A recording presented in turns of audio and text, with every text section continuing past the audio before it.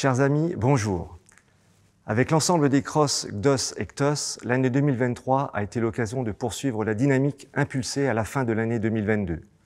3 objectifs ont été poursuivis.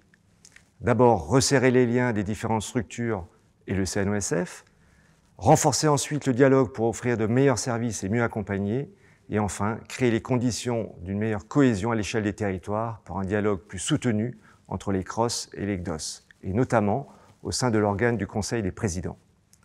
Telles sont les ambitions que je porte avec Brigitte Linder dans le cadre de notre coprésidence de la Commission des territoires, avec l'appui d'Evelyne Siriégi et Philippe Manassero, et qui guident au quotidien le travail des services piloté par Corinne Vanier. L'année passée a ainsi été l'occasion de nombreux échanges dans le cadre des commissions des territoires, du séminaire des territoires et de multiples déplacements pour aller à la rencontre des structures. Grâce à une enveloppe exceptionnelle dégagée par le CNOSF, 11 séminaires réunissant les CROSS et GDOS d'une même région ont pu également se tenir, rassemblant au total plus de 440 élus et salariés. Au-delà de la mise en œuvre des plans olympiques et sportifs territoriaux, les territoires se sont fortement mobilisés, d'une part dans la perspective de Paris 2024, sur les sujets d'activation du label Terre de Jeux, du relais de la flamme, des sites de célébration pour ne citer que, et d'autre part par le soutien au déploiement du dispositif Passeport 2023. Par ailleurs, 2023 aura aussi été marqué par l'aboutissement d'une nouvelle méthode de répartition des subventions ANS au titre des plans sportifs fédéraux.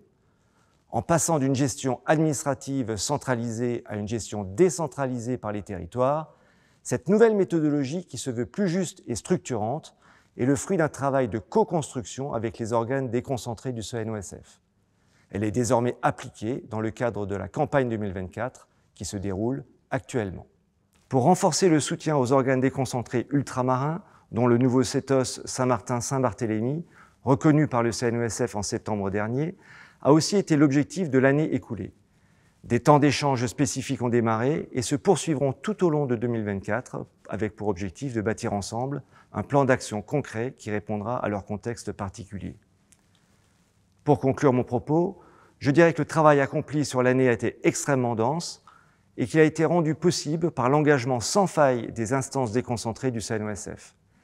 Je les salue chaleureusement et les remercie pour leur confiance.